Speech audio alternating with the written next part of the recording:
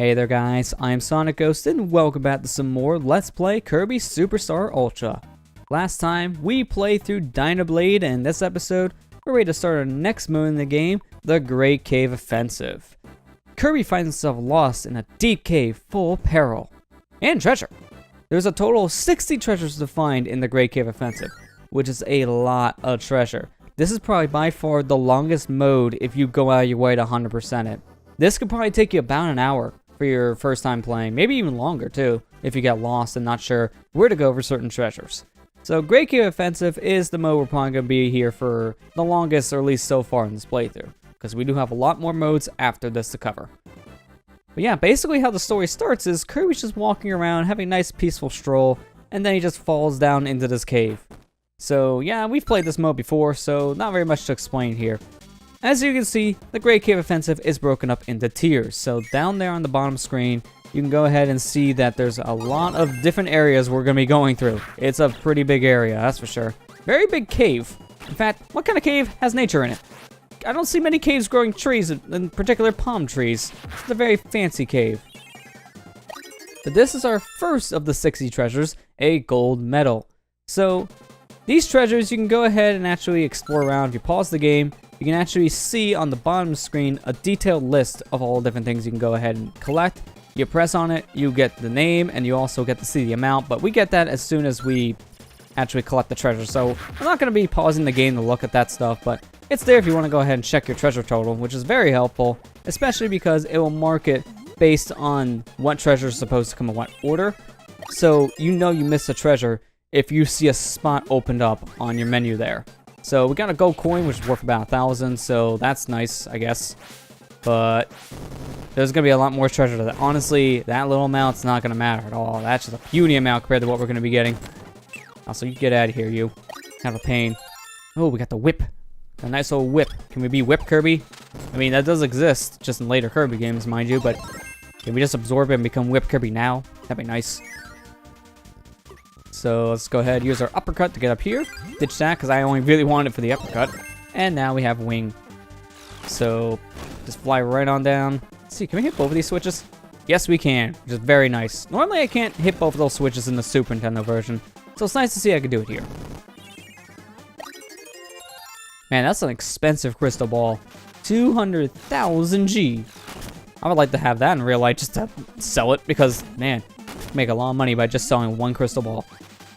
That'd be very nice. Let's go ahead and open this chest, see what we get. Oh, Lucky Cat. Lucky Cat really isn't worth that much, but in the Japanese mythology, you want Lucky Cats because they're supposed to bring good luck, good fortune. So that's kind of why it's a little cheap. At the same time, it would have been nice to see maybe a little bit more than 500. Just because of how important it is to Japanese. It makes sense. I mean, this is a Japanese-made game, so it can really make sense there. Now, pro tip for this room, you have to leave this block here in order to grab the Siru sword. I probably butchered that name, but you need to grab that sword by leaving that platform there. Otherwise, that treasure will just fall down the lava and be destroyed. Don't go in that room and a helper. The reason being is the helper can actually destroy that platform by just walking around. And that's the worst thing, because if it does that, then you're kind of out of luck. You have to reset the room because the treasure's gone. Also, back there, we got a screw attack. So, the nice thing about this mode in particular is it actually references a whole bunch of Nintendo games, because you'll find a lot of different items from different games in the Nintendo franchise. The screw attack there is from Metroid. So, that's a cool little reference, and we'll see many more of those later on. But this here is the save room. You step on this very colorful platform, and then you get to save your game. So, there you go. That's pretty much self-explanatory. You go in there when you need to save. Not much more to say. So let's go ahead and destroy this. Fly up. And we could get that one up real quick. Why not? We won't really need many one-ups here, but I always like to grab as many as I can just to be safe. And destroy that little block now just so you can get the treasure. You'll be thanking yourself later because otherwise you have to come back around just to break the block to get the treasure. So you have to go back in this little area. It's kind of annoying. You don't have to swim back through all this because there's a shortcut that leads to that door up there. But you still have to kind of go through the top, go to the left, come back down. Just hit now. Make your life a little bit easier. So here we have a Bonkers. And now let's go ahead and kill Bonkers. if we can get one of the platforms to drop. There you go. Now he kills himself. Bye, Bonkers. We knew you. Not for long, but we knew you. But yeah, simple as that. You just kind of have Bonkers drop down, and he's already gone. Oh, I think I got multiple enemies, so we're going to be mixing. Oh, I got my wing back. Okay, didn't want wing. I actually wanted the ditch wing. I actually got that first try. Usually I shoot myself to the side with that cannon, so that's good. Got a Starstone. How nice. Kirby likes Starstones. I mean, he rides a star, so that's for him. That's definitely for him. I'm surprised I was able to actually slide underneath that. I thought for sure I was going to get back into the cannon because I was too close. But luckily, that wasn't the case. Alright, let's charge this up a little bit. And we have these Gordos. Don't want to be dealing with the Gordos. Luckily, you can actually use a shield move in this game, which can protect you. It doesn't make you fully invincible, because something like a Gordo could still hurt you. Some enemies do actually hurt you through the shield, which is kind of annoying. But at the same time, it's not foolproof, so you have to keep that in mind. Now, I do want to grab a cutter here soon. So I don't want to kill every single cutter I see. I want to at least leave one so I can go ahead and use him for some upcoming platforms. So let's go ahead and take this one here next to the door. And, well, go through said door. So in this section, you're going to want something that has a blade. So cutter in particular here is going to be really helpful, just simply because there's some platforms you're going to need to actually cut through in order to actually get some stuff in general. So there will be some collectibles down there, some health, but more importantly, there will be a treasure hidden in one of these, so you will need cutter. Alright, just avoid that guy. That there is a copy. You do not want to have one of those copy enemies take your ability, whether it be you or your helper, especially in this segment, since half the time, the enemy's official name is Tack. Tack will just jump off the edge, land in the pit when he steals one of your moves, and then that's it. You can't get it back because of that. So yeah, don't let Tack grab anything. It's just gonna be a pain. But now we have ourselves the Season's Heart. So Season's Hearts here actually was changed up a bit in this version, because in the original, each of the 4 major sections of the Great Cave Offensive will give you a heart based on a time of the year. So you have fall, spring, summer, and winter. But here they just kind of changed it to the Season's Heart. So that's a little bit different. They kind of combined 4 hearts into one, which that's kind of sad, honestly. But at the same time, it's not too big of a change, honestly. It's still collectible. But here we have Fatty Whale, our first boss fight here in the Great Cave Offensive. And he's not that big of a deal, especially if you're coming in with something like Plasma, because you can just spam it and kill him really quick. He can shoot you up in the air using his water there, which if he does that, he'll actually spit down rocks. If you grab any of those rocks, then you can go ahead and get yourself a rock, which sounds very redundant, especially when I say it's super quiet because I had a voice crack, great.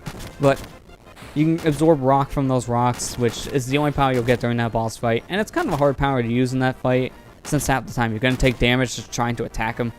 So that's kind of annoying, but at least you have something. But that's pretty much it. He'll bounce around the screen a bunch, and he has a couple different patterns for that bouncing, but there's not much really to it. We'll see him again later on, so this won't be the last time we see pretty much any of these bosses. There's going to be a part in the game we'll actually see a lot more of these guys reappear, because we have a lot of different modes. But that chest there, we got a dime, but then immediately below we have glass slippers, which is worth a crap ton more money, so that's a big difference. That dime we're really just getting because we want to collect everything. It's worth nothing, honestly. But we completed the first major section here, and as you can see on the bottom screen, one of those sections now has not only a gold ring around it, but it also has a little gold coin on it, saying that not only you completed the area, but now you collected all the treasure there as well. So we've 100%ed the first area of the Great Cave Offensive, and now we have our proof. So that's actually really helpful, because in the original Kirby Superstar, you wouldn't know if you got all the treasure in a specific area, you just had to hope you did. But in Ultra, they give you a little indicator on the bottom screen, so that's a big help, honestly, because I have just missed maybe a treasure or two in an area, and then the only way I know is by looking up a guide of here's what the treasures are, and this is what I didn't get according to my map screen. So I would have to go basically on memory and on guides. In Kirby Superstar Ultra, you don't have to worry about that, because you'll at least know by looking at the bottom screen if you completed an area and got all the treasure. So that's a big difference. I'm so glad they changed that. Okay, so let's destroy the crash so he doesn't get in my way. Won't collect this amber rose. Nice old rose. Okay, can we attack that from here? Yes, we can. Okay, he's kind of floating there for a second. That's a little weird, but he killed himself, so that's nice. If you shield one of the bombs those guys throw at you, the bombs kill them. So just shield whenever you see a bomb enemy. because they'll just kill themselves. But this room has 2 treasures. We got the fish fossil, and over here, we have the beast fossil. So, we got a creature of the sea and creature of the land. Both dead though, unfortunately. Alright, so let's just get rid of you. You can actually leave that guy there. He'll try to throw a bomb at you and then kill himself, but I'd just rather kill him now. Speaking of bombs, here's a Poppy Bros. There goes a Poppy Bros. Plasma makes short work of so many enemies. I still love it in this game. Even though it's not as powerful, it still does a lot. But there we got ourselves machine parts, which is a different treasure, because in the original, that was something completely different. They added that machine part treasure here as a reference to Kirby Air Ride on the GameCube. Since this remake actually came out after Kirby Air Ride. Kirby Air Ride came out around 2004. This came out 2008. So there's going to be some things we'll be actually seeing here that are changed based on some of the later Kirby games actually, and that's a nice little touch. Also, I kind of want this jet, and I couldn't get the jet because of my helper. Thanks, buddy. I just have to absorb the next one. So yeah, this will make things a little bit easier in one of the upcoming segments because we can use the horizontal flight of jet just to kind of destroy it. So we can just swim over here real quick, get some health, which I kind of need anyways. I'm going to get underwater now because there is a Metamato a little bit up ahead as we've seen earlier, but I'm just going to get some health now just to be safe. And let's get this treasure, which is a nice old bucket. Not very much of a treasure, if you want to be honest. That's just kind of a thing we get to carry now.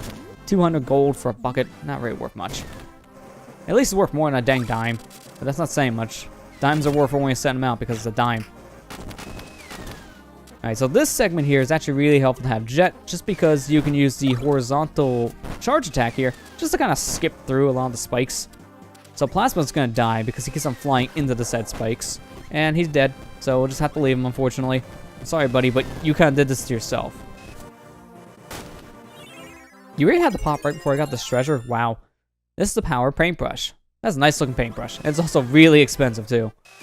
I think that's a reference to something else in the Kirby series. I think it's supposed to be a reference to Canvas Curse.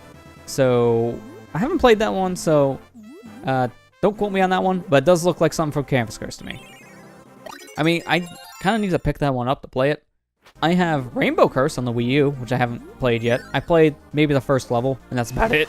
So I still need to play Rainbow. I've heard pretty great things about that one, to be honest. Rainbow Curse is pretty good. I just heard the biggest problem with it is that it's on the Wii U. And that's not just because, oh, the Wii U is a terrible platform. No, it's mainly just because you're playing the game, which is in 1080p, mind you, on the gamepad screen, which is in 480p. So the game looks beautiful, a lot of people have said, but you can't really notice a lot of that beauty when you're playing on the small gamepad screen that's in lower resolution. Everything on there looks a little more blocky and not as clear. So I think that's the biggest problem a lot of people had. It's just the fact that it wasn't on the 3DS, it was on the Wii U. And because of it, it didn't look nearly as good as it could have, which is a little disappointing, sure, but at the same time, it's not a deal breaker to me. I mean, hey, at least because we had it on the Wii U, we actually have co-op with it, so that's pretty cool. So you and a bud can actually sit down and play the game, one draws, and one can just play as a normal platformer. Which honestly sounds really cool to me. But now for another Kirby reference, we got the cell phone, which that's a reference to Kirby and the Amazing Mirror, since Kirby was using cell phones all the time in that game to call for his friends. So that's a nice little reference, and another game I haven't played in the Kirby series. I've played most of the games in the series, but at this point, the only games I haven't really played is Kirby Dream Land 2, Amazing Mirror, Canvas Curse, and I believe Mass Attack, and that's it. I do own Mass Attack though, so that's one of the only games I haven't played, but I do own, just like with Rainbow Curse. Although, even though I technically played maybe a few minutes of it, I haven't played much of it. Now, this is a pretty big change here. You can actually collect treasure now when you're in the wheelie combo. In Kirby Superstar, you had to jump out a wheelie if you wanted to collect treasures. There was no other way to grab it, so that's pretty nice, honestly. Now, if I can get him over here, there you go. It just saves me sucking that up. So now, I got Jet, and my friend has Knuckle Joe. That sounds weird in hindsight. He has Fighter, but he is Knuckle Joe. But no, he just has Knuckle Joe. So now it's time for the most unique kind of boss in this game, because this is basically a giant reference to a lot of RPGs. In particular, I believe this is a reference more to Dragon Quest of all things. So we have to wait our turn, just like a normal turn-based RPG. And at times, these guys do a lot of different types of attacks. Sometimes they can actually guard, or actually increase their attack strength, while other times they can just kind of do nothing. Because sometimes they'll just do something like this, where they kind of flail around, which looks cool, but doesn't do anything. Speaking of doing nothing, Knuckle Joe, are you gonna actually fight? You're just staring. There you go, now you're actually fighting. It's funny how the fighter starts to attack the magician, which it's kind of fitting because, you know, Final Fantasy, those are the classes. I want that. There you go. Okay, now I can destroy the rest of this. Knuckle Joe, you can just kind of take a sandwich break. You've been doing that this entire fight, but now even more so. So this here is one of the defense buffs, because I was only able to do 28 damage. Normally I could do a lot more than that. So unfortunately, you kind of just have to wait for the buff to wear off before you can do a lot more damage. It's just kind of a time waster kind of ability, honestly. But that's pretty much it. We gained 275 experience, but yeah, none of that matters because we don't need experience in this game. But we got a whole bunch of other kind of things like roundness and ice sparkle. We got a lot of nice ability chunks up. Ability chunks, what's Splatoon? No, we got ability increases that also don't matter. It's like whose line is it anyways? Where we fight bosses and the points don't matter. So let's go ahead and get out of here. The second segment is all complete. So now we have our minecart getting to the third segment of the Cave Ordeals. This is Twilight Princess logic. No, we're not playing Twilight Princess. The Great Cave Offensive. I don't know. I have Twilight Princess on the mind for some reason. I don't know why. But yeah, we're done with that. Now we're in our third segment here. And I'm actually going to go ahead and call the episode here because we've gone on for quite some time. And we're only halfway through the Great Cave. So I'm going to go ahead and save our game here. And next time on Let's Play Kirby Superstar Ultra, we'll continue making our way through the Great Cave Offensive. I'll see you guys next time.